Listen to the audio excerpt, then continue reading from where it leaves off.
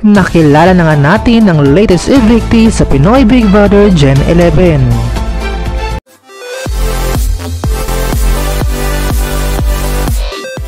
Ngayong gabi nga ay nagdesisyon na ang taong bayan at ang latest evictee nga ay walang iba kundi si Jan. At dahil sa baba ng botong nakuha niya, siya nga ang latest evictee ng Pinoy Big Brother Gen 11.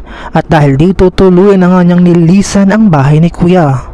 Kayo, agree ba kayo na siya ang napaalis sa 5th eviction night ng Pinoy Big Brother Gen 11? For more videos, just don't forget to like, share, and comment, and don't forget to subscribe!